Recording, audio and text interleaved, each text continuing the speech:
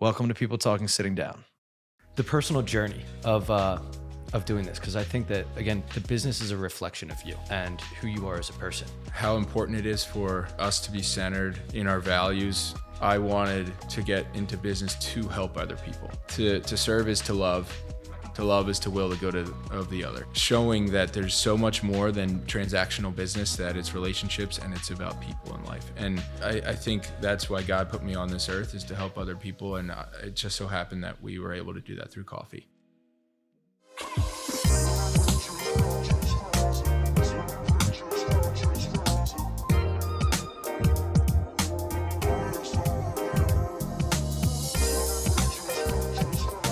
How does that feel when somebody says, like, I like your coffee? It's good. It's nice. I guess it's more like deep seated than you'd think, because it kind of brings you back to all the little moments when we were in our apartment at 10:30 at night, trying different coffees, trying to figure out what actually works. Kind of brings up the process every single time, like a little flashback in the mind of saying, hey,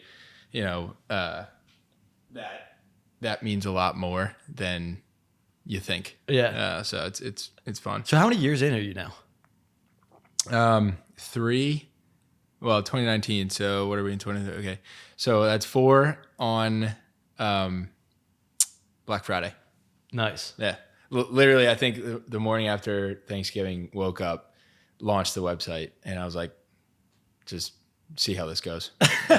It's funny. The last night we were talking with Julian about, he said, like, that's when it felt real. Like, when he got the domain, he's like, all right, well, I guess I'm doing it. Yeah. No, really. And I mean, I launched it, and, you kind of sit there and you're like, well, it's been 2 hours, and I guess my mom bought coffee, but who else is going to start? And thank you, Mom. But it's like the waiting game, the patience game. And I mean, still to this day, you just got to have a massive amount of patience, as I'm sure. Yeah. You realized, just with each step of the growing process. Yeah. Did you have at any point like a first big dopamine hit where it was like, oh my gosh. Whoa, that's a good question. Like, like whether it was opening up the shop or somebody random buying a bag or somebody commenting that they liked it. Like, yeah. The first memorable one was probably just launching online our own bag. 'Cause I think I explained to you first, we distributed other local coffee brands. Yeah. Can you tell that entire, like, the growth process from the start? Because it is interesting to hear how the subscription started. A little unique. I think it was, the best way to put it, and kind of how I started, is I never drank a lick of coffee growing up. No way. Yeah. I didn't hear that part. Yeah. It wasn't until, I think, like, my junior year at St. Joe's, where I was like, all right, I got to figure out a way to get through these Tuesday, Thursday night classes. And I started drinking Wawa, and I was like, this stuff isn't that bad.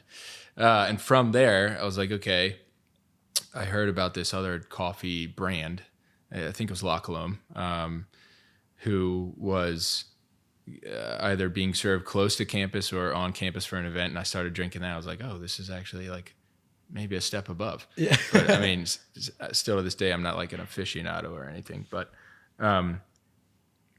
as the owner of a coffee company. No. Yeah. And it's funny, and I'll get more into that. 'Cause that's such a special, I think, part of our brand, that I'm not that way.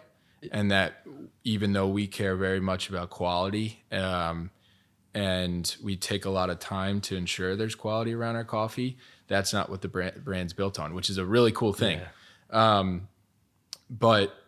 And I'll explain more about that. But it was kind of like, all right, step above, next best coffee drink. I started bringing the La Colombes to my classes to get me through it. And then it wasn't until after I graduated that I was in between jobs at one point where I had just started a new one. And I was like, all right, I have so much more time in my life right now. I think God's kind of knocking on the door saying, hey, you got a lot of time.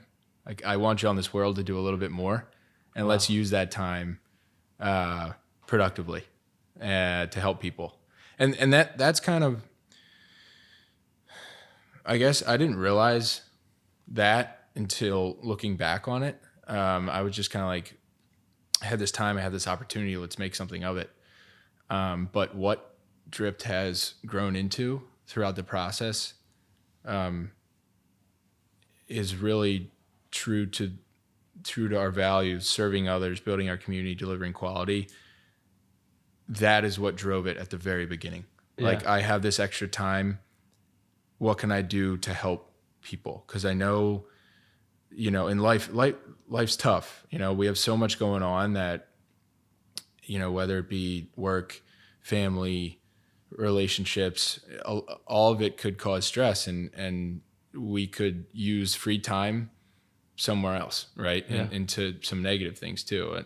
And I mean, thank God that's how I channeled some of my extra time at that point. And I was sitting it was like the third or 42nd floor of Two Commerce space, or Two Commerce building on like 20th and Market.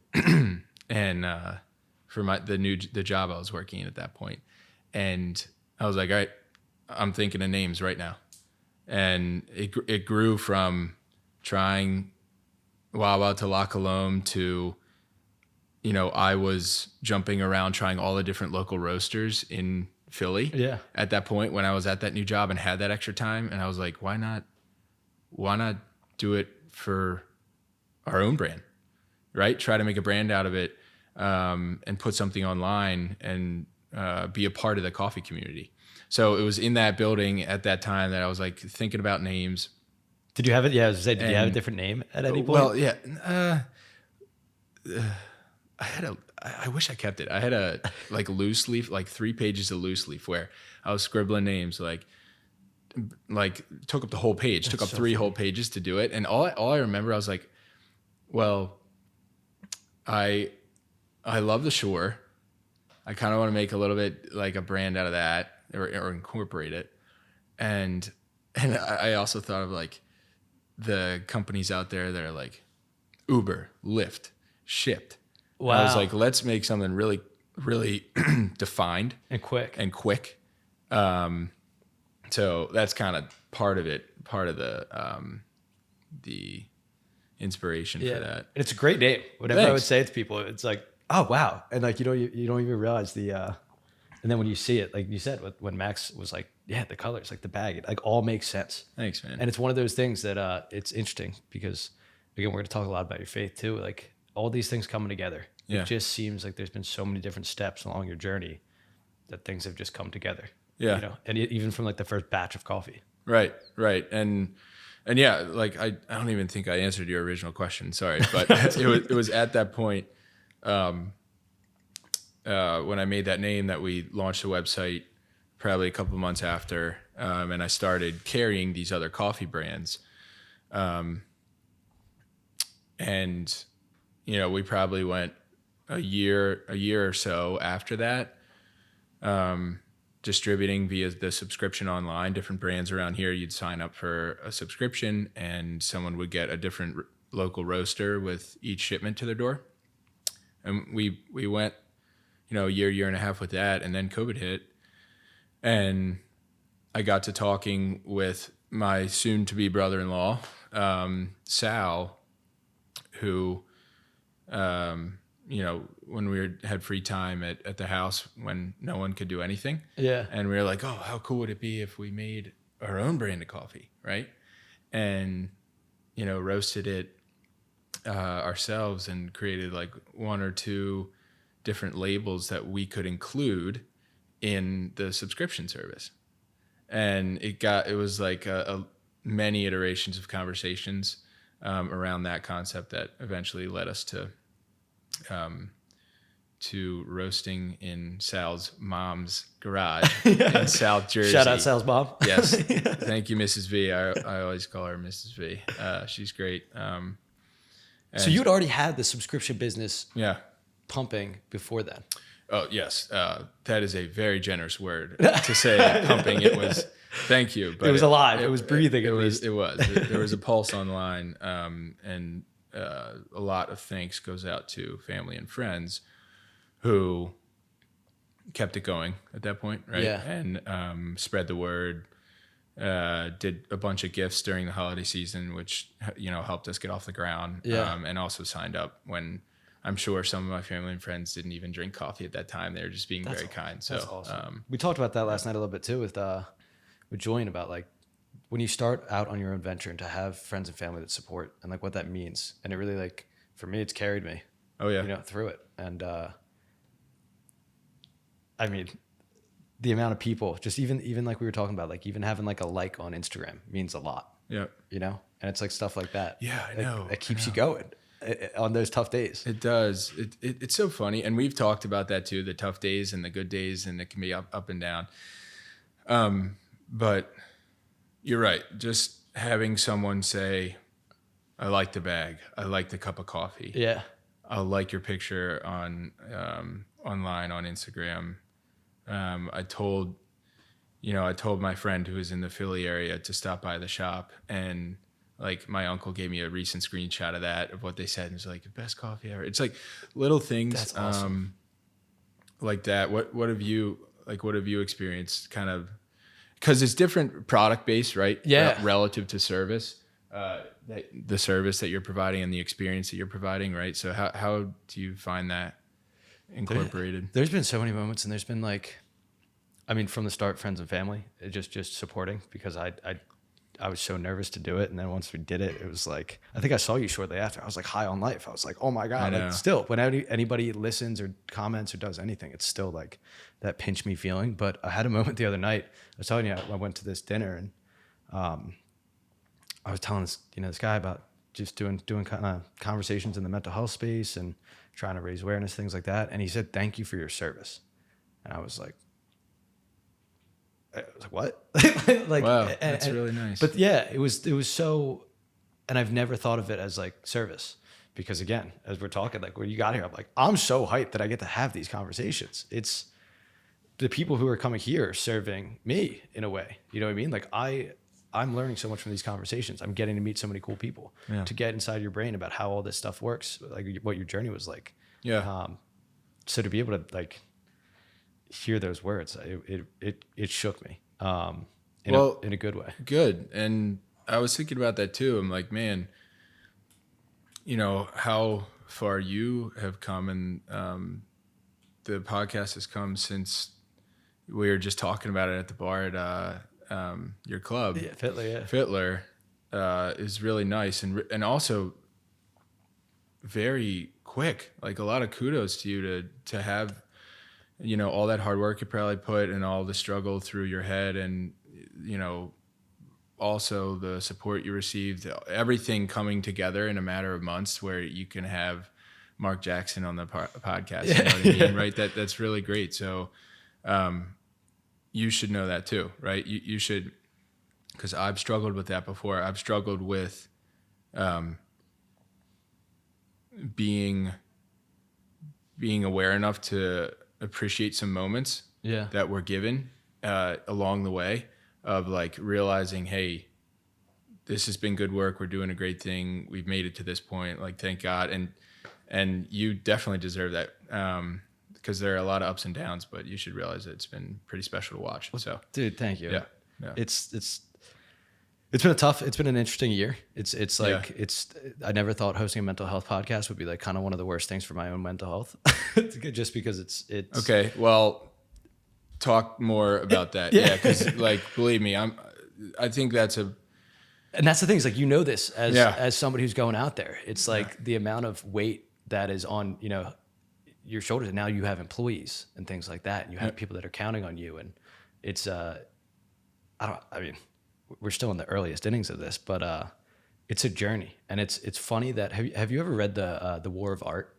No, I haven't. Stephen Pressfield. So it's about anybody who's an artist, and you're an artist in my mind. You're a creator of a business. You're ideating, you're putting things together, you're making a creation. Okay. And anytime in a creative journey, whether that's going out and making a business venture, a painting, a book, there's all these different moments of getting stuck, of breaking through that. This, like he calls it, like resistance.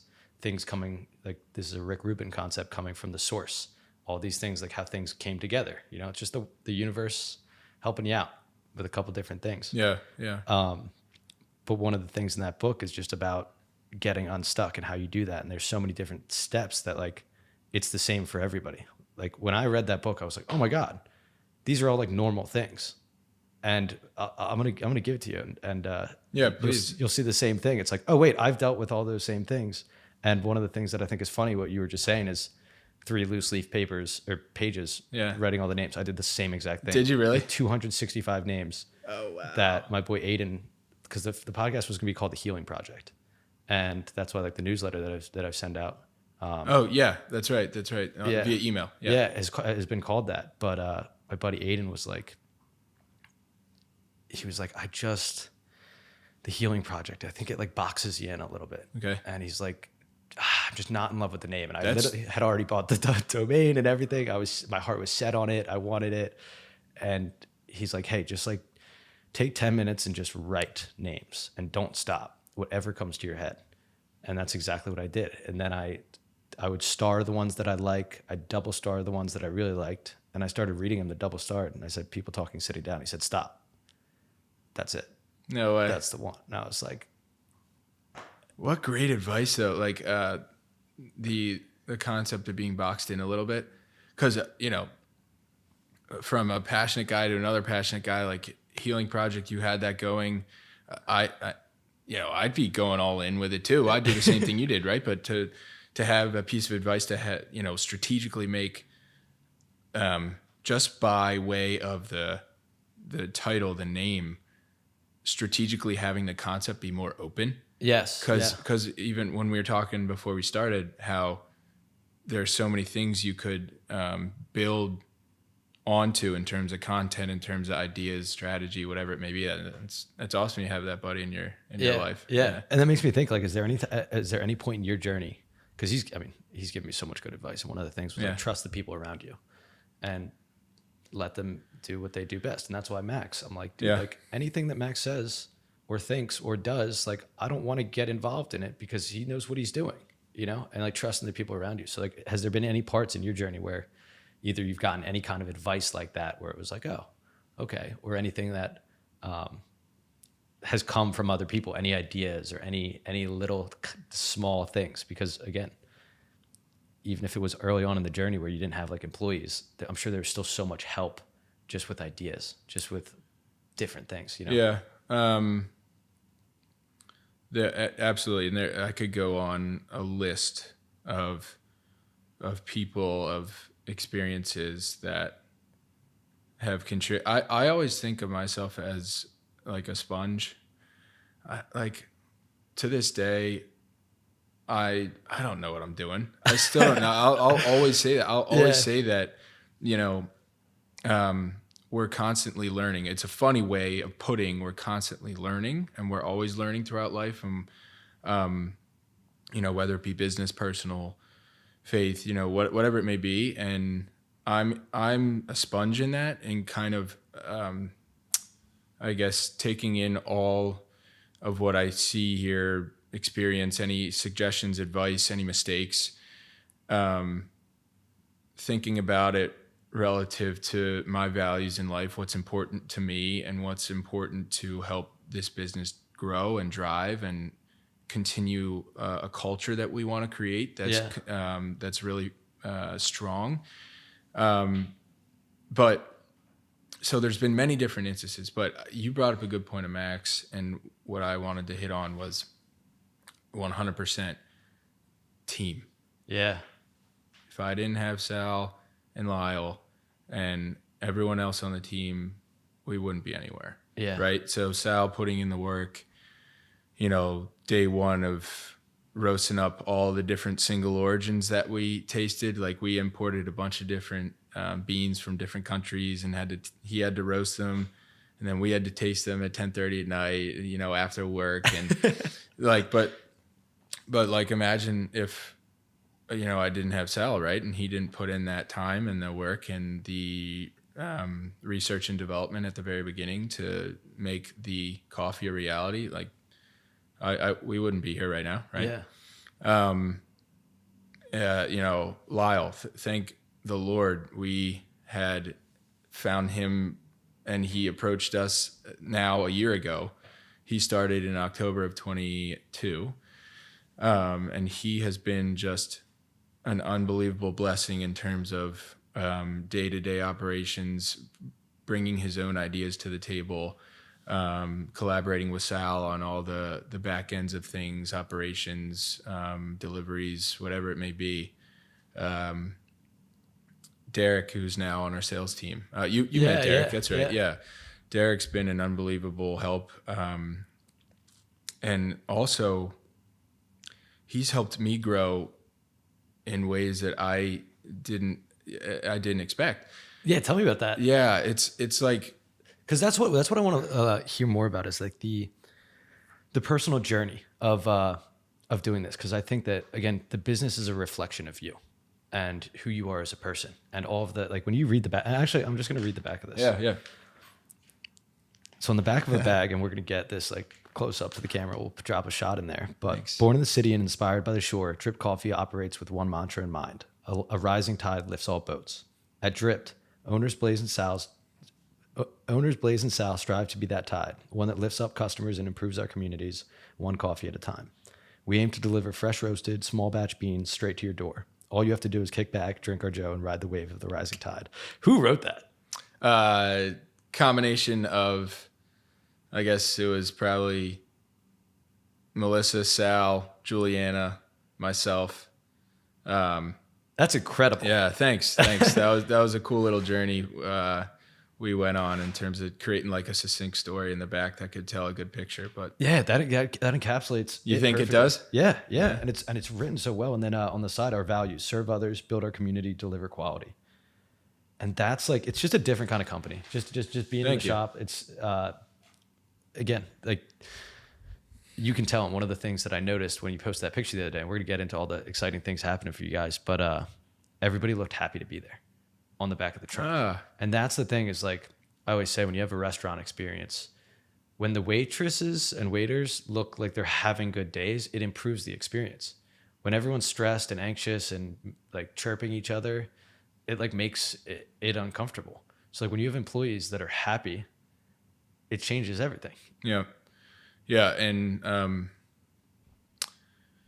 And I think I'm happy to hear that. I've never heard that. And in terms of your perspective on the picture, but also how important it is for us to be centered in our values, and that's all started and drive a culture that way, right? Yeah. So that Derek, Sal, Lyle, Sarah, Dan, Annie, Harrison, Lindsay, all of them every day can come in and not only be proud of going to work and doing great things and accomplishing our daily tasks, but also see the value, see like almost more value in what they're doing, in striving to be a team member of an organization that's driven by serving others. Yeah. Right. I always said at the very beginning of everything, I wanted to get into business to help other people. Yeah. Right. And our first quality or value, serve others. To serve is to love. To love is to will the good of the other. Right. And what better way to will that good of another person by, on a daily basis, saying, how can I serve others? Whether you're at the coffee window, whether you're delivering a coffee or cold brew delivery to a local partner, whether you're on an email talking to a potential customer or client, whether you're knocking on a door, shaking their hand, sharing a cup of joe with them, caring about their life, showing that there's so much more than transactional business, that it's relationships and it's about people in life. And my whole goal with any business, whether it was Dript or whether we went another direction, was just to help people in life. Yeah. And I think we shared some of these words when we were, just starting out chatting. I think that's why God put me on this earth, is to help other people, and it just so happened that we were able to do that through coffee. Yeah. And it's such an interesting. Coffee's such a connector, to be able to like a lot of times when I reach out to people, if I don't know them, about maybe being on the podcast or just talking to have a conversation. Yeah. I reach out, hey, can I buy you a virtual cup of coffee? And can we get out? Yeah. And it's always, because it's an easy thing. Like 90% of people drink coffee. Is that the right stat? Everybody almost. So just to be able to say that, and because you're not gonna be like, hey, you want to have a beer at 9 a.m. and chat on Zoom? Like, no. But like, to say that you're gonna have a coffee, and even if you don't end up drinking coffee on it, the concept of a coffee chat is something that everybody could kind of relate to. That's funny you mentioned that. It's a perfect segue, or just point for me to bring up. When I was kind of coming out of college, I'd just see a priest regularly for spiritual direction. That's what it was called. And one of the first couple meetings we had after he realized that I was going to be starting Dript was like, oh man, communion through coffee. And that brings up the same concept, like, that communion, that community you can build, that bridge to that easy bridge, that we can use a cup of coffee to create a relationship, or to impact someone's lives, or to listen to what they have to say, or to be there for them. Yeah.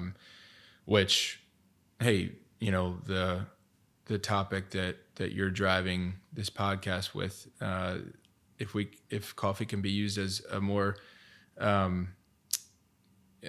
almost direct or intentional resource to help what you're doing, and to create those relationships and conversations with people who are struggling or working through things, or have some burdens mentally, how special is that? You know what I mean? And it's so funny. I think I forget when exactly it was, but it was after either we put out the first episode or after we recorded the first episode that I went and I met you guys.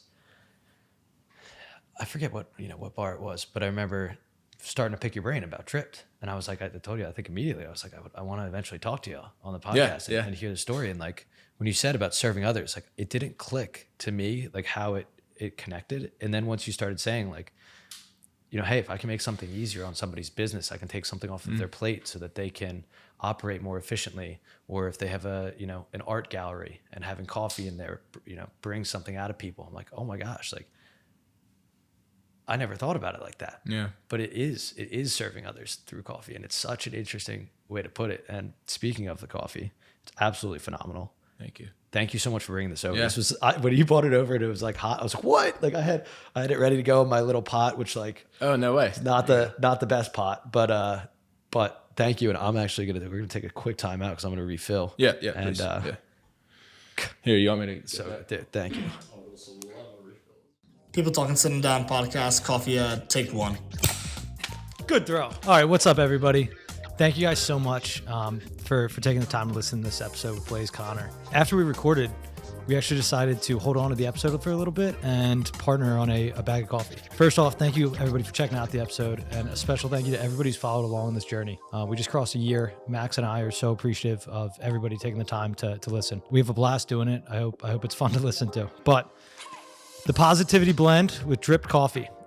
So I'm at a loss for words a little bit because it means so much to me that we finally have a way to kind of bring in some revenue to support the podcast and keep these conversations going. Our dream here at People Talking Sitting Down is to eventually be able to do this full time. So every bag of coffee goes to support these important conversations. And I just want to say thank you again. So we're going to have a link in the description. Please go check it out. Dript has these awesome sweatshirts. on their website. We'll have a link to that as well. Hats to Be the Tide. But to Blaise, to Sal over at Dript Coffee, thank you so much for your partnership. And to everybody listening, we really appreciate it. Thanks, guys. Love you. See ya. What I didn't realize would be a part of Dript when we were first getting started was like almost extracurricular, like opportunities to help volunteer or raise money through a cause by setting up a table and donating X amount of dollars to a cause, right?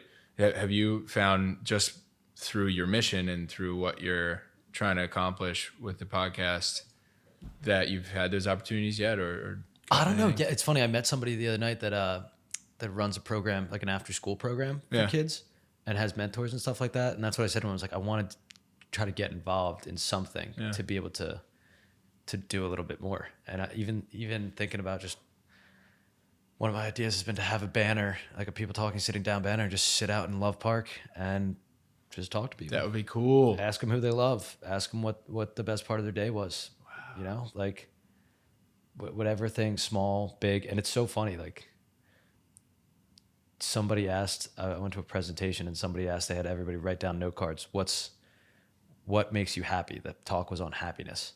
And my answer was the first sip of coffee in the morning. Nah, and no way. It was like, and everybody laughed. It was like, it's such a nice feeling. Yep. It's such I look forward to it. And I say, like, we got back late last night. I was looking forward to this cup of coffee so much. Before you went to bed. Yeah. Yeah. I'm like, I'm already. I do that too. Juiced up. I prep it in the morning. The night before, like get the whole spot ready to go just so I can grind it up and head out the door. It's like Mark Jackson talked about it. It's almost like it's part of your routine. It's part of your everyday. And I don't grind the beans. Okay. I've just got or I don't have like one of those things yet, but my boy Beeve, you've met Beeve probably. Yeah. Yeah. He grinds them, and every time I've been there when he's grinding, I'm like, oh, it smells so good. Just the process. Like, I gotta start doing that. A little fresher, but a little bit more time. So, So I'm gonna throw you a curveball here. What has been the hardest or biggest failure, or do you even like look at it as a failure, but something where it was like, oh my God, is this, what's going to happen? And then speaking of God, like how you've gotten through that, and kind of relied on God to be able to get you through the tough moments, whether personally or professionally. Yeah. Great loaded question in a good way. All right. So I would say that first feeling of failure that I got was through the espresso martini we were trying to launch, and you were kind of in the mix on conversations there, just learning about it, and it didn't have anything to do with the team, how we did things.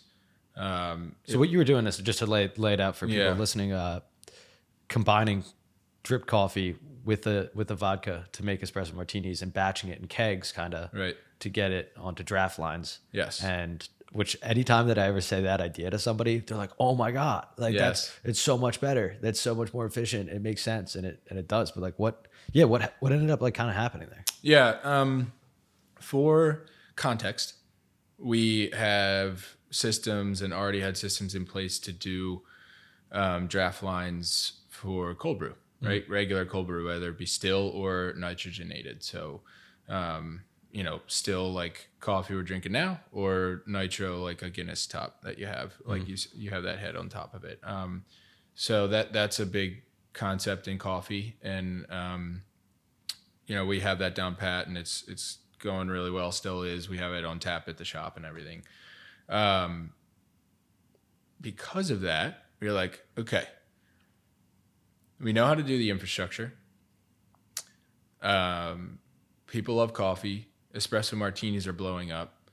Espresso martinis take a long time to make, as I'm sure you know. Yeah, it's the worst. Right. The most annoying thing for a bartender. They look around and it's like, oh, somebody ordered one. Now everyone else. Now every domino effect. Yeah. It happens every time. Yeah. And we also were selling to hospitality, restaurants, bars, cold brew in like a 32 ounce bottle. it's not commercialized. Like we don't sell it online or anything, so that they could take the bottles and mix them into the drinks to cut down a little bit of time for, in lieu of them having to pull espresso shots and do that. I mean, you might have had to do that too. You make for the background, you make the coffee hot and then you put it in the cold box at a restaurant. Oh, right. Duh. And then it has to cool down. So it's like, if you don't have that already, or you run out, you're hours behind. Yeah. Making what perhaps could be your most popular drink that day. Yeah. And people are upset because bars and restaurants, you need an espresso. They want it. They want it. Yeah, and it's nice too. Like we combine a couple different concepts. That area to add value in business, right? That opportunity to cut down time, improve efficiencies, make things seamless for staff, right? That's one. Number two is quality. You're getting high quality coffee in that, right? Fresh, locally roasted, locally batch brewed, steeped.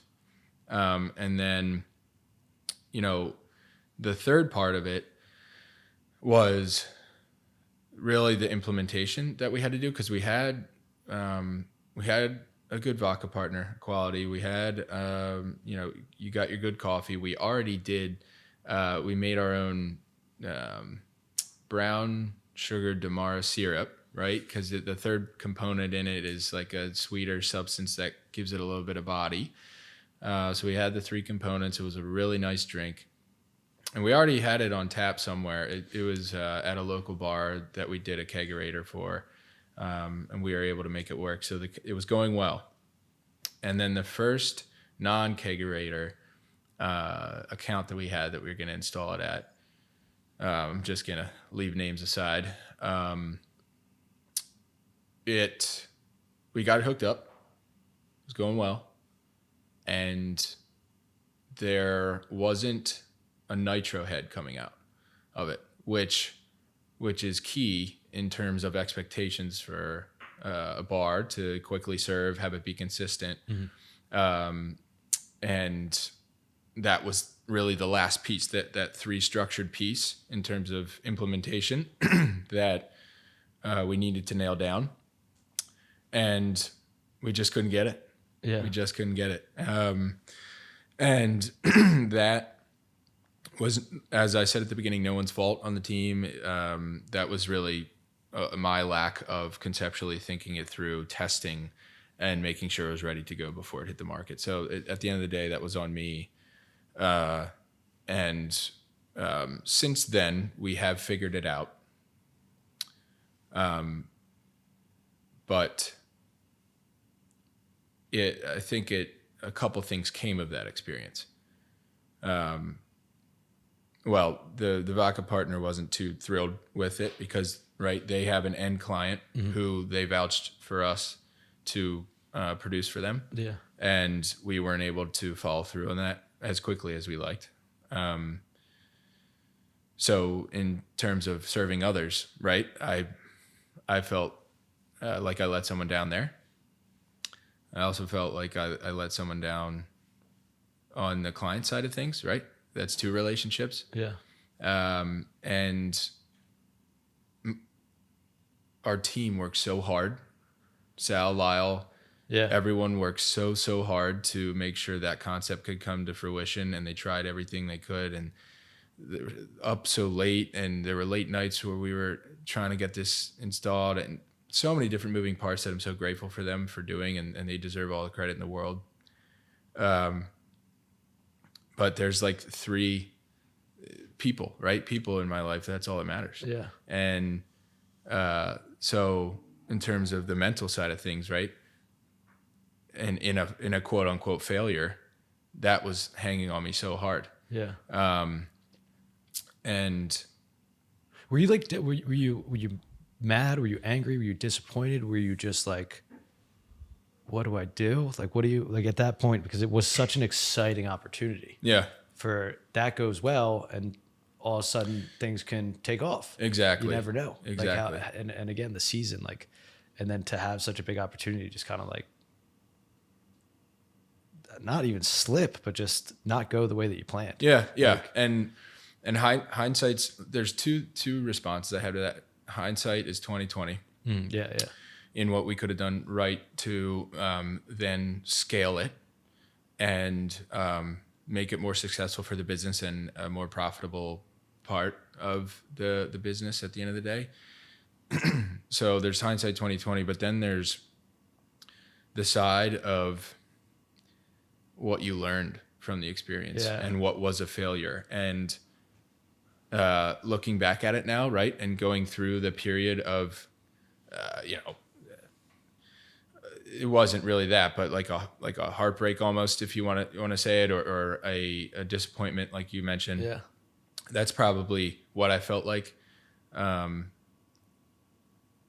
Going through that and going and getting to the other side of that and getting past that difficulty and seeing what we learned from that and the wisdom that was gained and the insight into how I can be a better business leader, about people, about expectations, about managing partnerships, and just about our team coming together, right? Because I remember that the night that things didn't go well,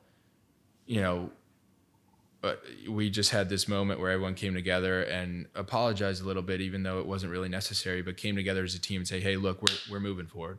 Yeah. We're getting to the next stage regardless. We have such a great thing going. And that was more valuable in my mind. Wow. That the learning experience and having the team learn as well and communicating through it, and a lot of different components of managing people were brought out about how best to do it in the future, how best to communicate, how best to set expectations, how best to have a tight-knit group and a tight culture that can get through difficult decisions and difficult situations in the future. So just, and you spoke about how kind of God,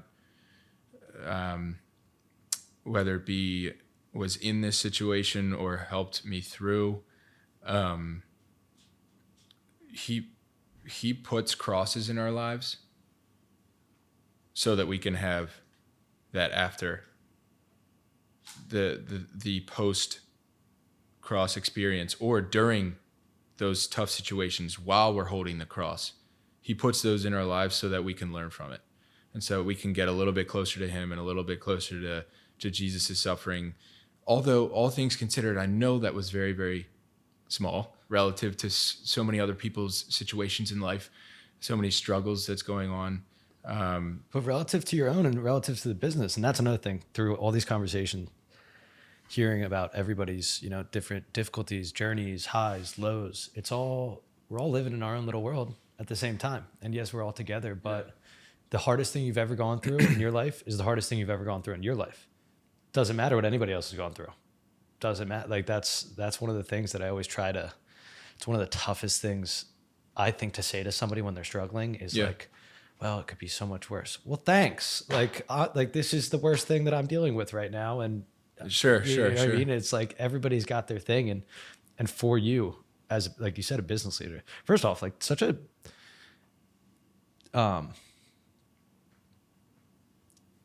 impressive way to think, and it's really inspiring to hear you say you gave credit to your team in what was a situation and you took on the failure and you took on as a leader, saying that I take responsibility for this. I could have done this. I'm going to think about this. I'm like, that's awesome. Is that natural? Thank you. Or learned? That came from a lot of working on myself and my faith. And maybe at the beginning of the business, I wouldn't have been there, or maybe not at that point. Maybe, college or right after college, where I wasn't so strong in my faith, or at the point at which I was starting to grow in my faith. I would have been more dejected, and I was a little disappointed in that little moment at the time, and I ended up talking with the priest through it all. And, I try to go to confession regularly. So I worked through it in the confessional, and not to say that there was anything wrong with what we did. We didn't do anything wrong, but relative to how can I get some guidance that can help me through a situation like that, right? And for anyone in going through a difficult situation, where can we get some guidance to give us some ammo and prepare for the next time we go through it, right? Yeah. And it was through my continuous faith journey that I'm able to lean on God and be able to handle situations like that, or the good and the bad, right? Call on Him to help in situations like that, or hey, Lord, show me what's next. Show me what's next in life. I know You're calling me to go through this moment right now, right? I will carry that cross. Help me to do it as best as I can in doing Your will, and also help me to realize what's behind that door, right? Yeah. What's behind that struggle. Help me to, carry myself best for my team, for Melissa, for my parents, for anyone who is watching, so that I can be an example for You. Yeah. So there are a lot of different things that helped me along with situations like that, or just through business in general. And I want to jump on the topic of, first off, congratulations, since I saw thanks. you Thanks. on the engagement. Thanks. And Melissa's somebody that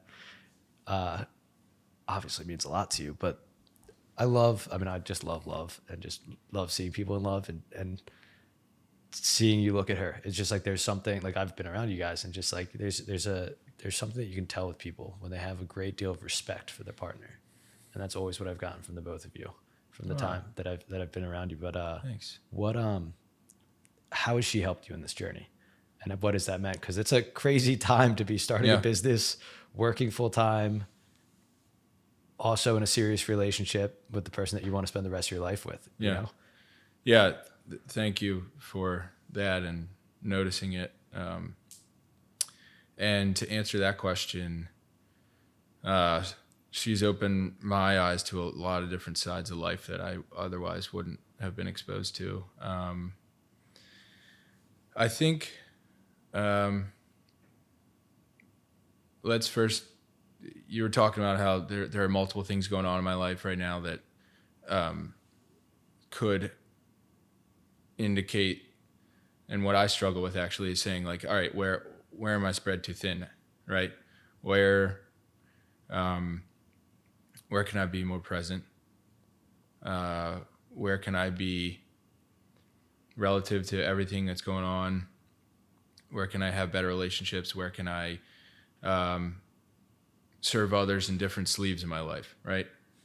While doing it at the fullest extent to make sure people know that I care in each sleeve. Yeah. Right.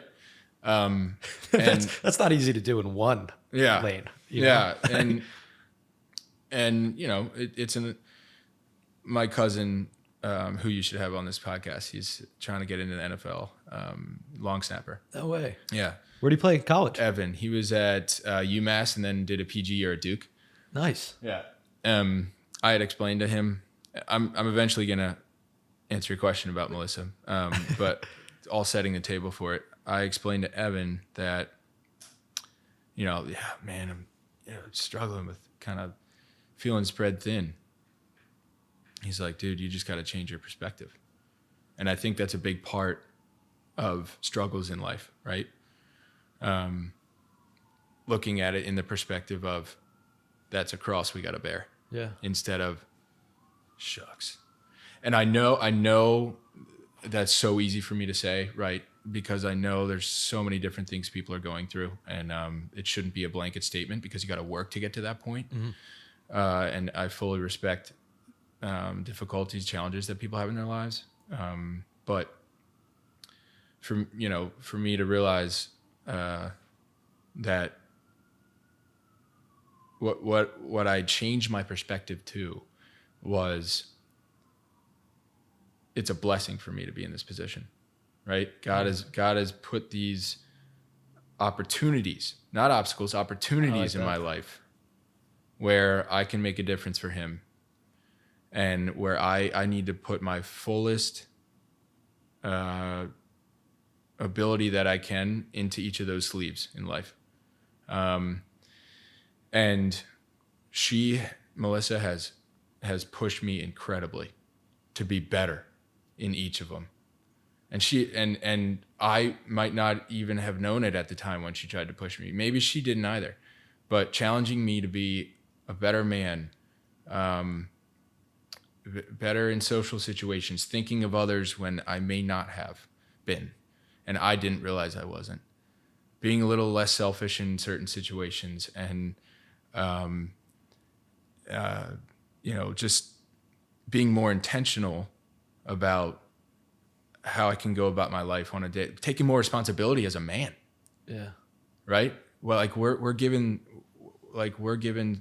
such a gift in life to have time, to have relationships, to have opportunities. Let's seize it and take responsibility of that, and make the best of what we can, like you're doing right now. And she helped me realize these things through, maybe difficult conversations we had, and just different pieces of advice that she's given throughout my life. It's a very vague way to answer it, but there are just so many times where she pushed me when I wasn't doing the best I could. That's amazing. And that's helped me realize, where I could be better across the board. And that's not even to mention other things she's done. Melissa's opened my whole life to travel, to seeing the world a little bit more, experiencing culture. We'll always joke about it, experiencing food. Apparently I'm a foodie now. But yeah, that's just two things out of the massive bucket of what she's blessed my life with. And, I just think it's so important to have, in this situation, to have a support system and to have a partner through that's supporting you and pushing you along the way. And like you said, challenging you to be better, which is, it's funny because I told you this, but I've looked up to you since I met you. I was like, dude, thank you. And Sam, our mutual friend, and that's how we met. It's just like, dude, everybody loves Blaise, and and it's funny when you said present, you're always present when you're out and about. Thank you. Whether it's in a conversation with somebody, even if you're bouncing around a room, you're there, and you're not on your phone. You're not, your attention's there. And that's something that, to me, is my favorite thing about people. Cause it's we're so distracted in this world, and to get in my opinion, our most valuable asset in our entire life is our attention and our time and being there, and to divide that when you're with somebody. I even when we're setting up and we were talking, I hated the fact that I had to look at some of the audio stuff. Oh, yeah. Just cause we just had to, but I want to always be present with people, and it's a gift. That's great self-awareness that you're realizing that, and you're being intentional about it. Right. You're assuming that responsibility that we have. Yeah. It's funny that I've never thought about it as a responsibility. It's a beautiful, beautiful way to look at it. Well, we're given this, God has given this gift of life to us. There's so many different ways we could go about it. Yeah. Have you always believed in God? Yeah. Mm-hmm. Yeah. You grew up Catholic? Or? I did.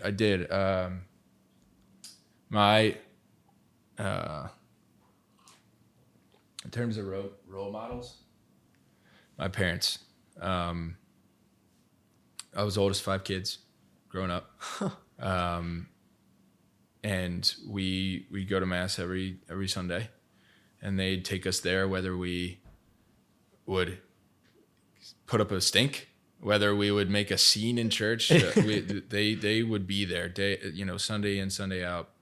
What's the age gap with the kid, or how? So you're the oldest. Who's the youngest, or how old is the youngest? So it's me, then Mary Claire, who's up in Boston right now at Tufts. She's a nurse, and go Jumbos. I know. I same colors as Dript. That's right. And it's funny you mention that. Jumbos came across the imagination scheme when we were doing up to college. I love their jerseys, man. They have They're tight jerseys. so fresh. Yes. Yeah. Yeah. Because playing lacrosse, that was I remember watching those videos Yeah. that they'd put out, and I was like, oh, I want to go to Tufts. Yeah. I know. Same. I went up to a camp in high school, actually, trying to play for the team, but they totally ghosted me. So It happens. it's all good. So she's up there. She is, oh man, you put me in a corner. I'm going to botch all the ages, but, she's 2 years behind me. I think we're all spread out 2 years. 2 years. So Mary Claire's 2 years behind me. Caroline is next in line. She actually just moved up to Boston. She's at Northeastern University doing architecture grad school. Nice. Yeah. And 2 years behind her is Patrick, whom you may have met before. Yes. Yeah. I did. We were, I think, Milk Boy. Oh, yes. Perhaps. That's right. That's Yes. right. I Yeah. remember that. Great guy. Tall. Yeah, very tall guy. Tall guy. Talk about another really great relationship that, I mean, all my siblings really have pushed me recently, and we've grown in relationships in really beautiful ways. But so Pat is still here. He is in kind of the Roxborough area right now. Okay. Working across the pond with Sam. Oh, really? Yeah, Connor Strong. That's too funny. Yeah. And then the youngest is Christopher. He's at UMD right now, living it up, enjoying himself. We're going to see him next weekend. Maryland plays Michigan. Wow. Yeah, big game. That'll be epic. That's good for him. It's a full name, Christopher? We call him Christopher, just like I you. love that. And you know why I was so intentional about asking you like how you like to go by is because of Christopher, my brother. Yeah. Because when people call him Chris, I'm like, no way, get out of here. Yeah. Like he's not a Chris. It's so funny when starting this, when I got the graphic back from my boy Cameron Marr, just amazing. He does amazing work. And he did the people talking sitting down like album art. Yeah. And it just said Chris Antich, and I was like, okay, well, I guess we're rolling with it. And it sounds better, but I've never gone by Chris in my life. Oh, that's funny. I've never introduced myself, and I mean, this was forced on me from my mom, but she's like, I named you Christopher for a reason. Oh, nice. I like that. Yeah. Like, your name's Christopher. It's not Chris. Yeah. And I was like, oh. And it's a funny, just the background of the name, it's special, and it is. And that's the thing I appreciate when people do that because what is your name? What do you like to be called? Yeah. Like, right. Another part about intentionally building relationships, right, with a purpose, with caring for someone else. So yeah. Man, the oldest of 5 kids. Yeah, it's such an awesome part of life. Yeah. Yeah. Growing up, were you beating on your siblings at all? Oh. Yeah. Oh, geez. Yeah, I was hard on my brother, especially Patrick. But we've since talked about that, and he's told me to be quiet, and it's all good now. And he's bigger than you now. Oh, so he could whoop my butt. But he that was great. We'd be playing lacrosse in the side yard, just ripping shots at each other, not caring where they hit, like trying to hit someone in the leg and the thigh. Did you always play? Yeah. I was so my dad played lax at Loyola University. Okay. Yep. And he got us into it young. Did you guys ever have soft stick up here? No. No. Is it just like mini lax? No, it was even like, it's so funny. It was just this plastic stick with I saw you had a lacrosse stick in here somewhere, but the regular shape of a head, and then there was a plastic bar at the bottom so that the ball wouldn't fall out. Yes. Yeah. I do remember that now. Yeah. I don't know if I remember being like, what is this? Like, seriously though, it's bizarre looking back at it, but we played that ever since I think we were like 2 or 3 years old. He put the stick in our hands, and so from there went on to the classic rec leagues, and then travel ball. Who'd you play for? Club? Club was Lax World. It was Lax called. World. Yeah, okay. that's who I played for.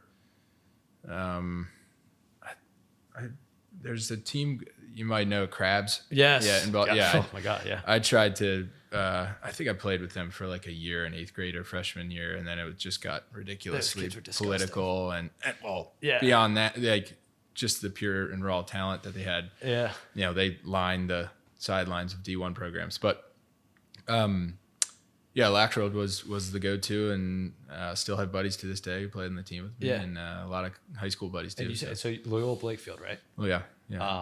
Don's baby. And then you played Catholic. That's great. I love talking about it, and I probably haven't been able to talk about it enough. But just what lacrosse has done for me in my life is Tell me about WAC. Yeah. Again, how was it? The relationships, the friendships. I mean, WAC was wild. I mean, 1,200 kids. It was smaller than my high school. Yeah. So it's like it was a different college experience, but it was awesome. And I quit after my junior fall. Okay. Yeah. So that taught me a lot too, and just again quitting on something. Like I hate that I quit. But again, kind of like you were saying earlier, just learning from those experiences. And now there's things that like doing this, I'm like, I'm just never going to stop. Yep. I don't want to quit again. I hate that. I quit. And I remember when I went in, I made sure I was like, I'm not walking away. I'm not retiring. I'm quitting. Like, I think that we get away from this these days of like the facts of things, and quitting is the truth. Yeah. It's not like, oh yeah. Like, I'm like, no, I quit. I don't want to play anymore. I'm not. There was a whole thing with the whole team. Like, okay, there's a situation that I probably won't speak about publicly, but it was ridiculous. It just took the fun of lacrosse away from me, and a sport that it gave me so much in life through relationships.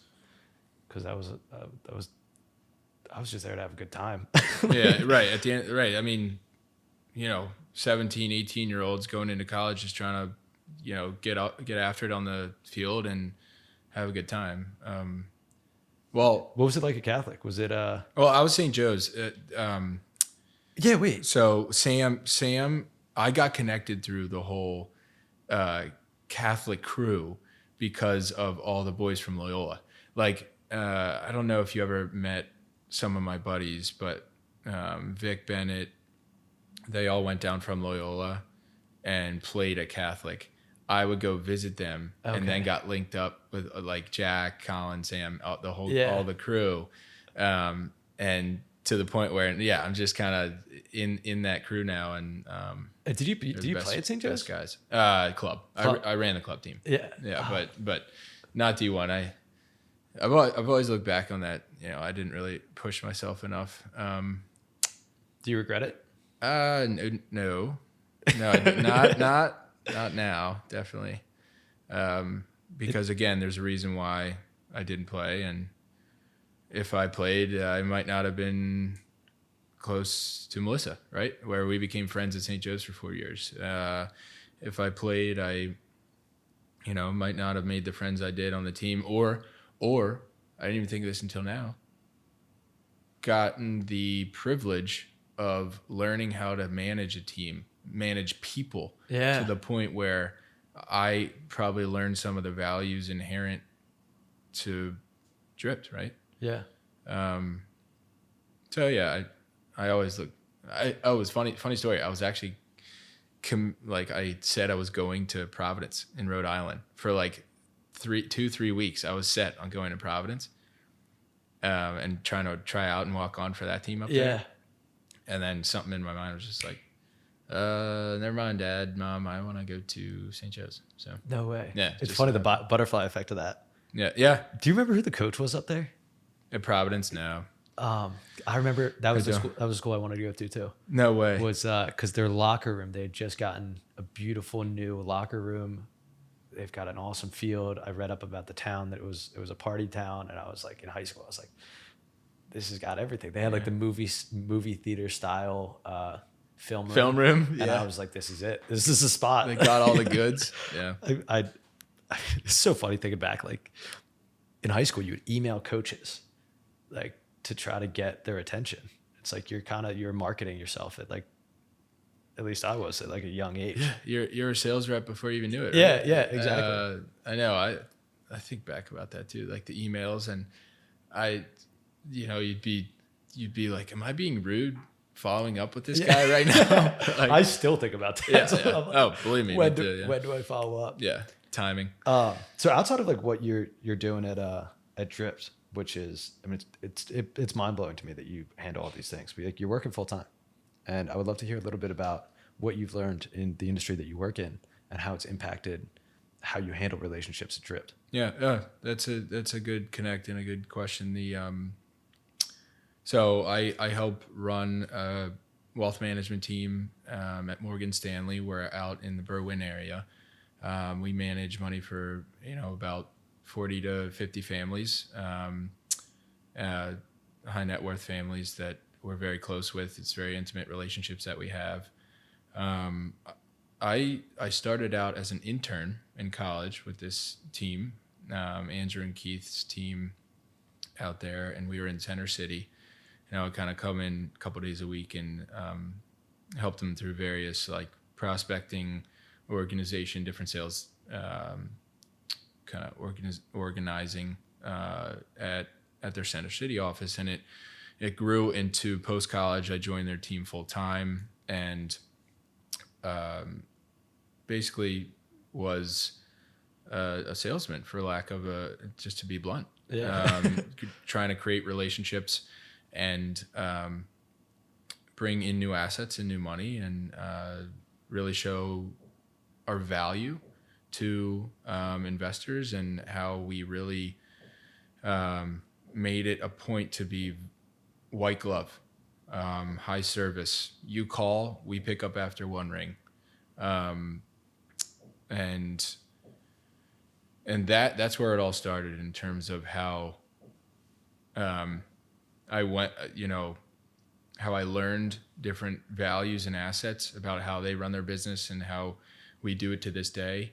That's helped me throughout life. I think first was as a 22-year-old, I was on the road knocking on doors at local hospitals that we had relationships with. We would manage the 403B, their company retirement plan, and I would help to engage some of the physicians on a personal level, how they have handled their assets thus far, what they've done to plan for education for their kids, for sustainable investments, budgeting, saving, saving for retirement, different asset strategies that they could use to holistically put them in a better place financially, right?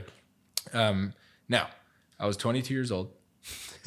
I still do, but had pimples on my face, probably walking into their doors, right? And then I was trying to create these relationships and build trust to the point where they would then trust us with their money. Yeah. Right. And doing that at 22 years old taught me a lot. Yeah. I got no's out the wazoo. Yeah. Right. And that was difficult. That was a difficult time, but taught me a lot because taught me how to be professional, how to prepare, how to talk to people, how to be presentable. And most importantly, with those interactions and also with how Andrew and Keith, my partners to this day, run their business, service, right? The value in being all those things, presentable, professional, communicative, organized, prepared, and putting that extra step into something you can do, because wealthier people expect those things. Yeah. Right. And it taught me how to grow up pretty fast. Yeah. And it's funny, even the process, how to treat people, even the process, because I've seen you approach business owners for Dript. And I remember being like, dude, it's so natural. But like thinking about all the hundreds of times that you walked in and faced rejection and different, like you said, like with physicians or hospitals and being a young kid just kind of changes your perspective on it, because life is sales. I mean, that's another thing my boy Aiden always, he goes, sales is holding the door for somebody. Everything is sales, and you're constantly selling yourself in this world. Yep. And it's, I can't imagine the people that work in that wealth management type world. It's so intense because it's people's money. Yeah. Yeah. It's their lifeblood. It is their life's energy. And you're 22 years old asking to handle it. Right. And it's serious. And it's funny. It's almost like I'm glad I was so naive in walking into it in that situation, right? Because had I not been, I might have, said no right up front and been like, this would be too hard or whatever, even though no one should think that way, right? Yeah. Because me being naive then allowed me to experience all these things. And you're right. I think you're right. You're always in sales in your life. And at the end of the day, all those different experiences and what you just said about your comments about the industry, the wealth management industry, is trust. Mm-hmm. Trust. And what better way to gain trust with people in clients in finance or clients you're sitting down with, like even me, or in the coffee world, what better way to gain their trust than to serve them? Yeah. Than to go above and beyond, than to how I said, will the good of the other, not just words, but use your actions. Yeah. To build that trust, establish the trust, and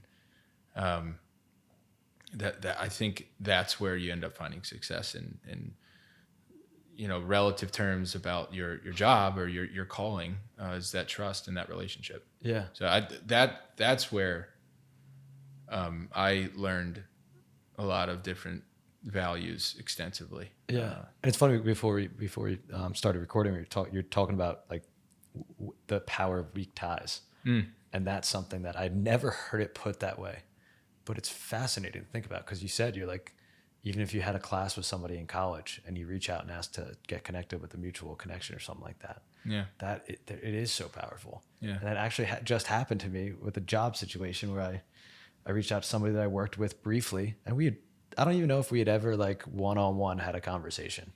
I think we had just maybe slacked each other and like, in like group Zooms and whatnot, I don't know, got along, and I reached out, got some huge help, and good. Yeah. And now it's like, now that relationship's going to come back into my life. You know what I mean? Like that person, now I'm going to be able to be closer if we end up working together, you know, things like that. So you just never know where those relationships are going to go. And that's why just I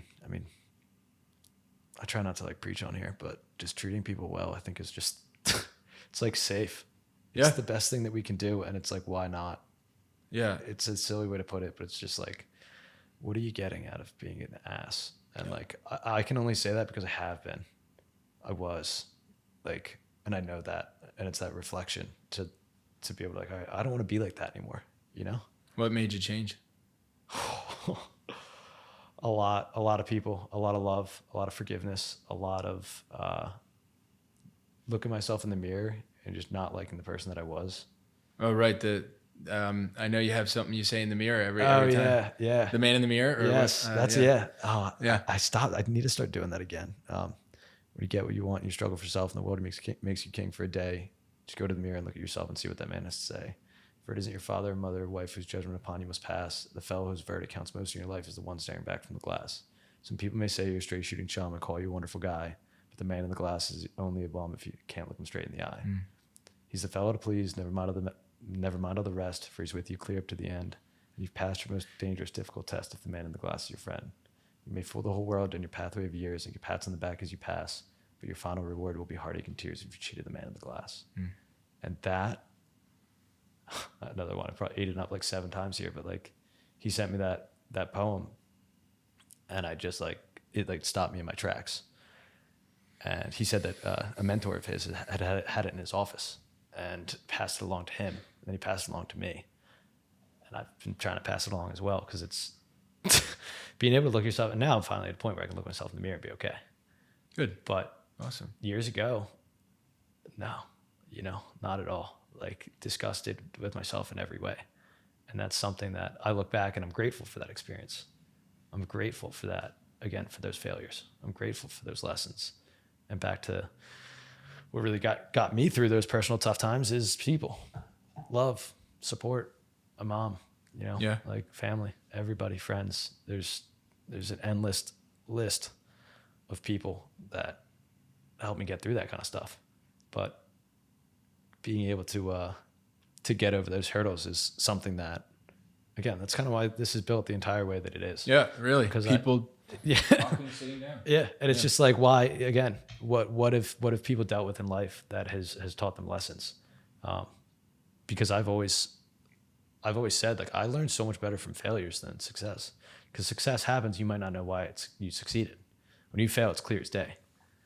And going back to that situation with the draft lines and everything like that, like, if that goes well, everything's cooking for a couple, months or maybe a year or two, and then maybe you get the biggest opportunity of your life, and you missed one of the things you could have learned if you would have failed. Yeah.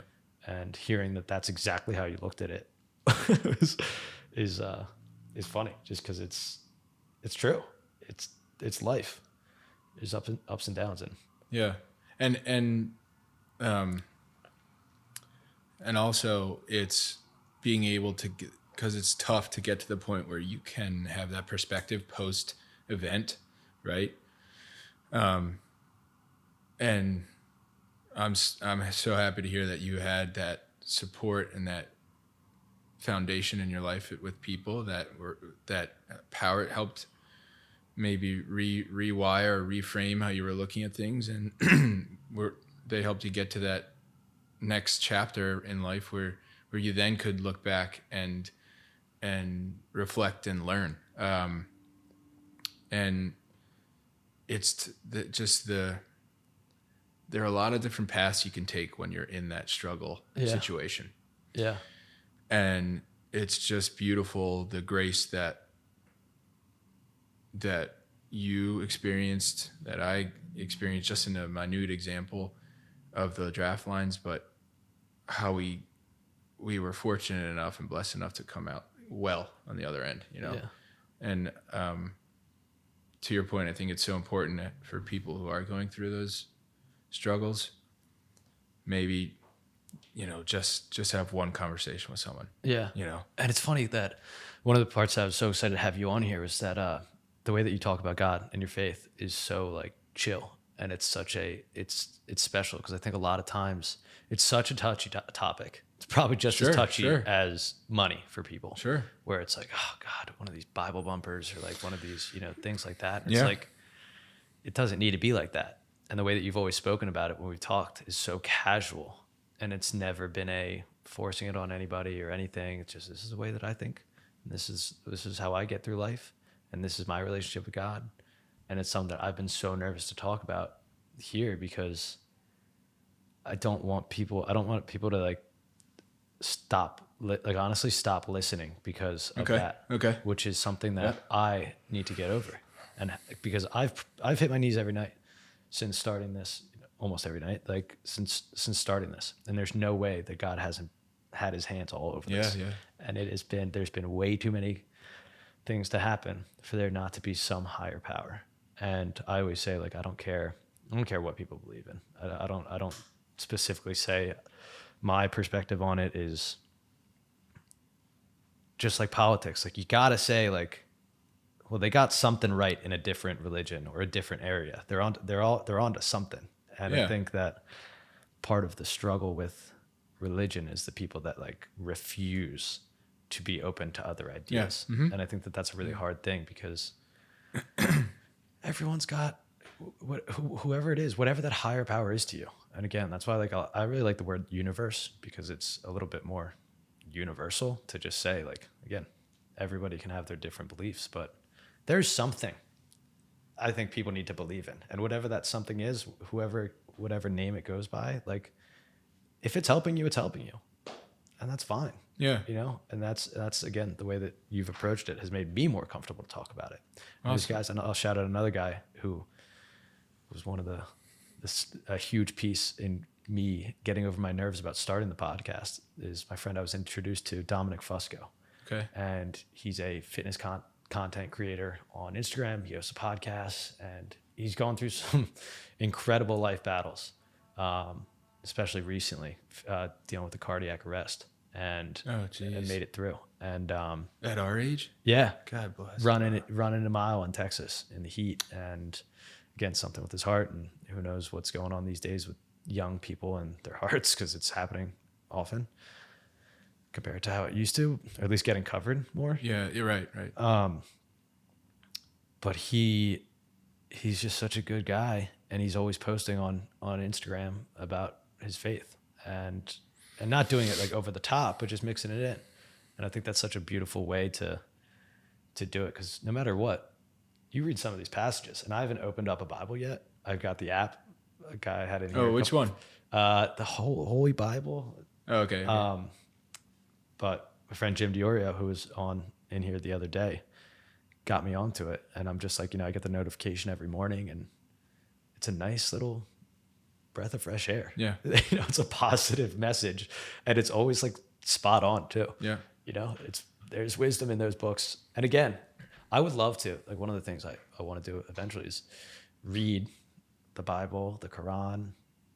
I'm going to forget the Jewish one, but like just read them all, get the perspectives of everybody, because if God's right, and I assume that he is, and I believe that he is, like, loving all people is what we got to do, no matter their religion, no matter their race, no matter their opinion of anything. Yeah. And forgiveness and what they do, it's just like, it's what we're supposed to do. Yeah. God is love at the end of the day, and we love all people regardless. That's right. Yeah. So I'm glad you brought this up, and thanks for sharing all that. What, in the universality concept that you brought up, what, led you to land on God, pray to him as opposed to something else? That's a good question. My uncle sent me this book, Jesus Calling, that's right over there. Oh, yeah? And during the pandemic, I'd actually had a psychotic break at the beginning of the pandemic. Like, I hallucinated a little bit and had like essentially like a come to Jesus moment. I mean, I broke down. I remember sitting at my parents' house at the beach, bawling my eyes out, and my brain was essentially like, I don't know if this is the right way to say it, but like short circuiting, like I was having, and I broke, I broke, and he sent me that book shortly after, and I would read it every morning, like the daily passage. And I didn't know, because I didn't believe in God. After going through Sunday school, and being forced to go to church, like, if God's real, why is he causing people all these problems and doing all this bad? Like, if God's everything, why? There's no way. And then once I realized, you're broken for a reason. And that's how you start every podcast. And that was one of the first things that I noticed. That's so important for everyone to realize. It's like, and I feel so grateful for it. Yeah. And it's like, I really do feel that I'm so uncomfortable talking about this kind of stuff. But God puts people here for a reason, and we all have a mission to do. Yeah. And I think that I'm finally serving mine. Good. And because this is what I'm supposed to do, it feels like. Yeah. And like, I love to do it. And well, you're doing great. Don't yeah, you're doing great. Well, thank you. Really. And you've been talking about it. I know it's different. But it's not people what like we you hear every day. But it's people like you, and it's people like Dom that have gotten me to be able to be that comfortable. So thank you. Yeah. Because it's such a tough thing these days, where, I mean, it seems like not everybody, this is probably a bad take, but there's so much in this world that's wanting to make you believe something, no matter what it is, in the news, in the media, shows, TV, Netflix. We're constantly being programmed for these kinds of things. And like, it's one of the original programming is religion. And I'll take it. It's not bad programming. No, you're right. And you're also right in the fact that, unfortunately, culture today suppresses it, right? And makes us, in times of struggle, seek outlets that are nowhere near as helpful as God is, or as religion is, right? And to make you to come full circle with your experience and to put it in context and share a similar situation that I had, I lost faith in college. I was one of the Oh yeah, I was born, raised Catholic. I'm still Catholic, but never practiced ever. Yeah. And I would say that I would never practice what I preached. You know what I mean? If someone would ask me, and I even remember times when I was like, yeah, God, yeah, I don't know. But had it not been for my parents, uncles who are priests, and actually one of whom is going to marry us, they planted seeds in me very young, right? And that seed might have been dormant when I was in college. Wow. But it was always there. And an important part and an important role I play, I believe, and you may have touched on it, which is very great to hear you say, is where can I meet someone in their journey about where they are and then help them grow in faith? Mm-hmm. Because if you have experienced faith and God, if you have had an encounter with Jesus and God, and that the truth, how it changes your life, and you want to keep growing towards that, right? At the end of the day,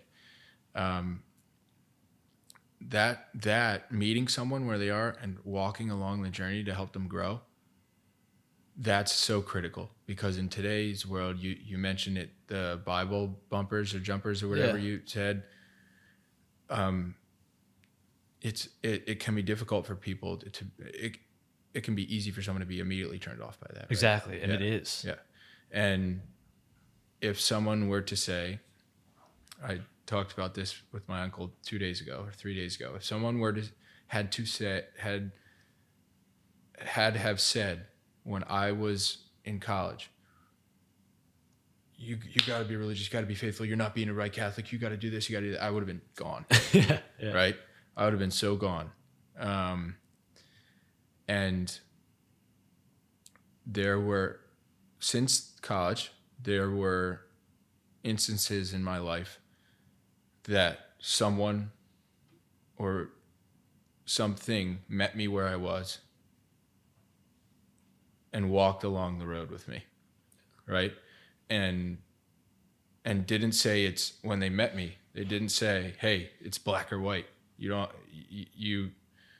have a choice. There's no gray. They gave me the opportunity to grow. Yeah. To the point where now I believe that through serving others in our mission in Dript, through serving others in my relationships with Melissa, with you, with friends, with family, that is what God has called me to do, help people walk along the journey. Yeah. Because I'll be frank about it. My goal in life is to get to heaven and to help other people get to heaven. That's it. And I got a lot of work to do, but that's what I've found out. That's incredible. Yeah. It's so funny because I'm learning all this stuff as I go, and I'm stumbling through it too. Yeah, because me too. It's that was one thing growing up. I was like, all right, we're gonna say everything in this book is real, and it's essentially a written passage of like whisper down the lane where stories have changed and things have happened, which is true. Just you can't. In my opinion, this is maybe just an opinion, but like, is it gonna be word for word? I don't think so.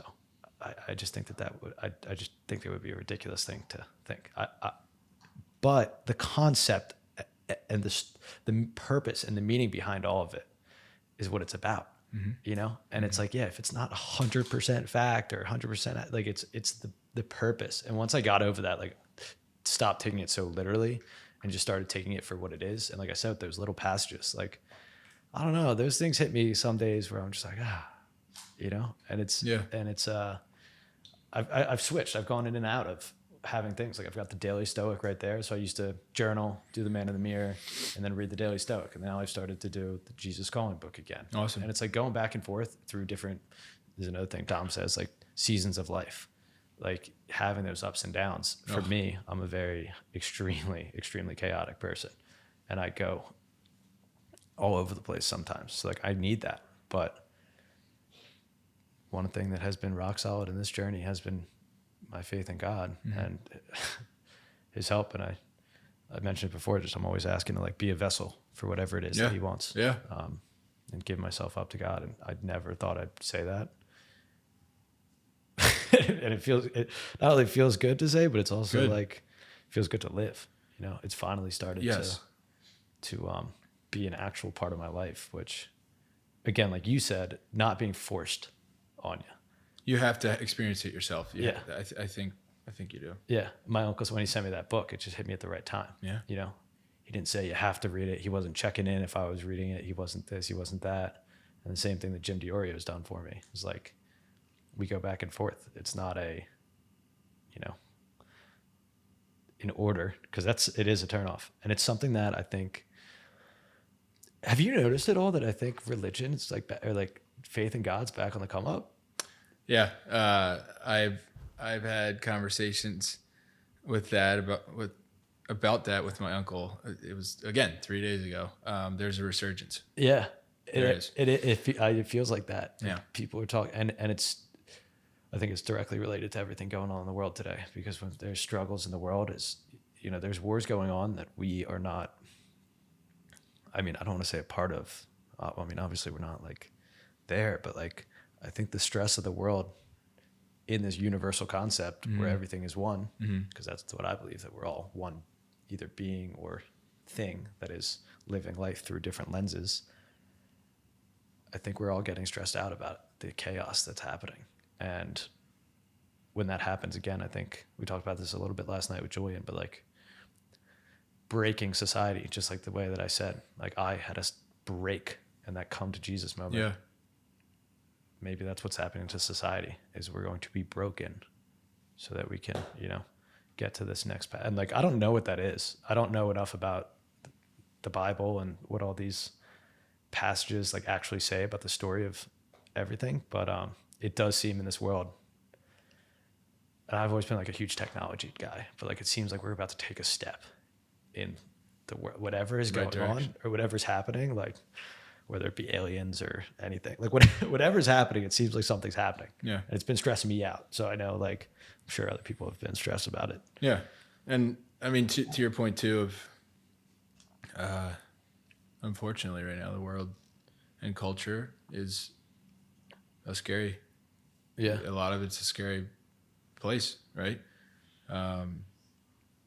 You know, you could go on a list about what's going on right now. But a perspective you could have is, okay, I could live this life, and with the suffering that goes on, with the difficult situations I have in my life, with whatever it may be, whatever challenge there is, or whatever macro evil or situation is going on in the world, I could approach it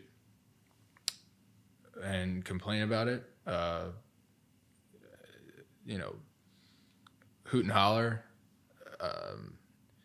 turn to drinking and drugs and other things. I could use that as an outlet. Or what if I turn to God about it, right? What if I, like you were putting, what if I put my trust in him? Suffering's going to be there regardless, right? Suffering's going to, if you don't believe in God, say someone doesn't believe in God, okay, suffering's going to be here in life regardless. Yeah. Right? Whether you believe it or not. Or yeah. And a good line I heard was, you have the choice to live that suffering in tandem, in unison, in communion with the cross that God took to and his suffering, and learn from it and find peace and guidance and ultimate happiness through that, or you could choose not to. We have free will. That was the most loving thing God could have given to us, is free will. And interesting. We have the option to get on the lifeboat or not. That fascinating. The concept of free will has always been fascinating to me, because I feel like obviously it's one of the two, but like, sometimes it feels like the path's already been put out for me and I'm just getting to live it and experience it. And sometimes I feel like there isn't free will. And again, this is why I'm interested to see what the Bible says about all of this, because that's something that another friend of mine, Sabrina, who's been extremely helpful in this faith journey as well, has said to me, she's like, yeah, you have free will. And just to think about it like that, because I think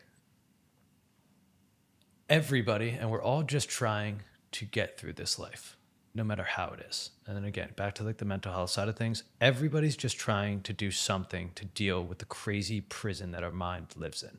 And we don't know why we're here. We don't know what's going on, and we don't know how it happened, and we don't know where we're going for 100%, 1000% certainty. You can believe as much as you want to believe, but at the end of the day, it could be like some wild, messed up game that people, who knows? Yeah. Who knows? And that's the thing is like, but I forget what it's called, but like, it's like no matter what it is, again, back to the concept of just be nice to people. Like, well, I may as well, because like I may as well live this positive, loving, spiritual life, because why not? Like it's like I try to like break it down as simple as that to just get back to like, Yeah. Because I don't know, it is so tough, and again I think it's being talked about more, which is nice, and being a little bit more normalized, because it did have, and I understand why it had, especially that's what my mom, like everything with the Catholics and the priests and all that stuff. Of course, like, of course. My mom was like, that's when we stopped going, Yeah. and it became this, but, and I don't know enough about like any of this to speak to it at a high level, but I am glad that it's becoming something that's a little bit more comfortable to talk about. Yeah. Well, I hope this helped a little bit. Yeah, it did. And I want you to know that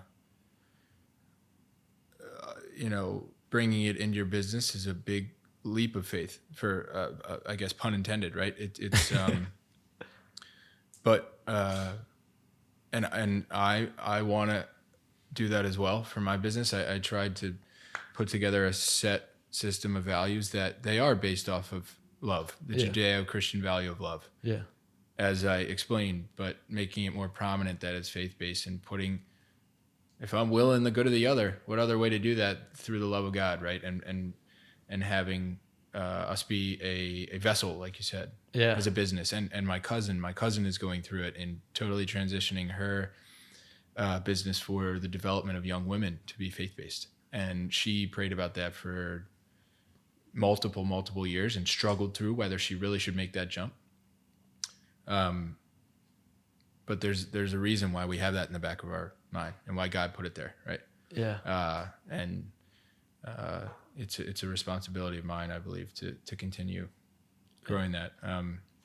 So thanks for being open to it. It's so important in today's world. And hey, if we could be those sources of peace, happiness, whatever it may be, comfort in talking about our faith and making it more relevant to someone's life amidst a struggle or amidst a mental crisis, you're doing something the right way. Yeah. So, and that's the thing from a I can't talk about mental health without acknowledging all of the things that people do to and again, like even if it's drawing, that's, even if it's like, no matter what it is, whether you're like, some people do it through working out, some people do it through all these different things, and everybody's got their thing. And that's why I'm so excited about how everything, like, again, you heard me before we started recording, how much I feel grateful for what's happening here and the people that I get to meet, the people that I get to talk to, people I get to get deep with. And it's like, what I've learned through it so far is that everybody's got their different thing.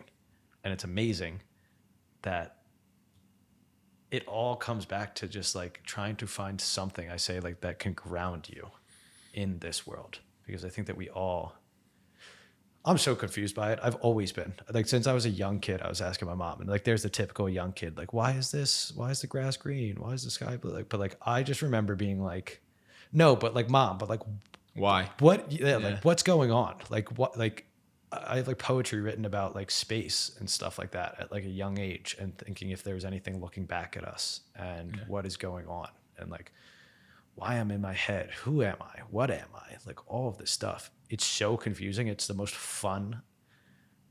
I mean, I've started to call it like the game of life. Like we're so lucky to live it. And the way that you were talking earlier about opportunities instead of obstacles, I might write that down and just pin that up somewhere here to remind me, because it's like, that's what these things are.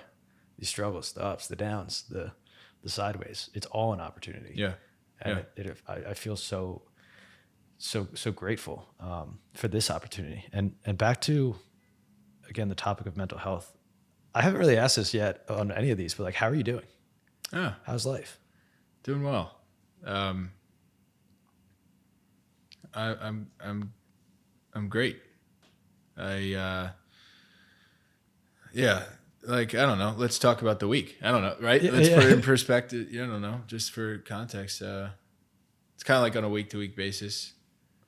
You're flying through it, I feel like. Yeah. Trying to drive sales for the business, or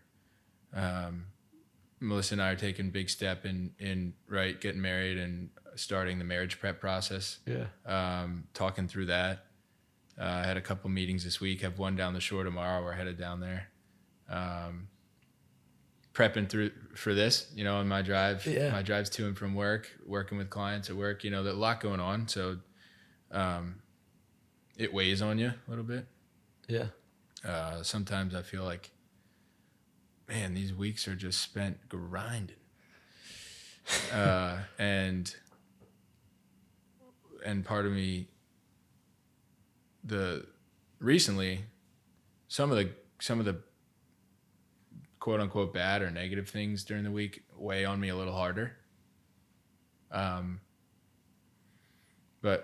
just gotta continue fighting, continue driving for the mission that we're all doing. So that's kind of in a nutshell where I'm at right now. It's funny. It's like something that gets overlooked, I think, a lot of times. Yeah. And even in these conversations where it's like, wait, no, how are you? Like, pause. Like, it's just like, I don't know if we ask each other enough. Like, we don't in the world. But one of the things I did want to highlight and say congrats on is the Whole Foods deal.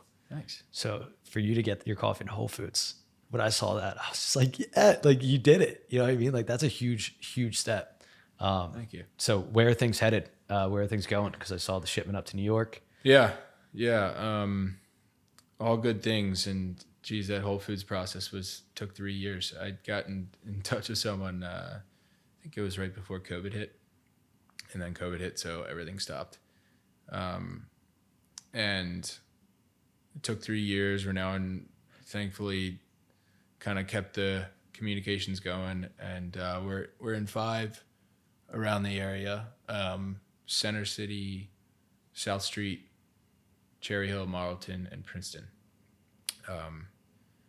And right now it's awesome. It was like one of those moments. You had asked me at the beginning of this, like, were there any moments that you kind of look back at and get pretty jazzed about? And recently there was, I think the day after we got our bags on the shelves, I was able to go to Center City, and I literally just took 2 bags and bought them. And I was like, this is a pretty cool moment. That's awesome.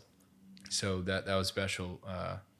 That's going well. I think I need to be a little bit more grateful for that, because a lot of my thoughts around it have been, okay, great, we're in. Now we got to perform.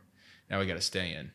And we got to do what we need to do to market, to make it a better display, to make it a better deal, to make it worth Whole Foods' while to keep us in and to keep us growing. So that's kind of where I'm at in terms of that great feat for the team. And all credit goes to the team for packing, delivering. I just happened to click a few buttons on the computer and send emails. But it was a nice next step. Yeah. Did you celebrate at all? Any kind of big or small? Definitely some high fives at the shop for sure around for the team. And in terms of your point about New York too, we just had 3 pallets go up to New York, and we'll see where that goes. It's just one order, right? We want to make sure it's recurring. But that's very important to, and I, even though I'm not as present and in the office, being on the sales side of things, and having another job, a main goal of mine is to make sure how much our team realizes how grateful we are, Sal and I, for them, how much they're loved. And we tried to do a post that announced that recently. And I sent out a big group text, but I want to be able to celebrate as a team, maybe a happy hour or something coming up, that everyone really knows. And, but in terms of, Lyle, Sal, and myself, kind of the executive group, for lack of a better term, had a Guinness together on Thursday. So that's awesome. That was cool. That was what a huge moment. And it's been something I've gotten to appreciate on this platform, is like meeting people, talking to people at different parts in their journey, and the part of your journey that you're in. You just turned it up a notch with the Whole Foods, and I'm excited to see where it goes. Thanks.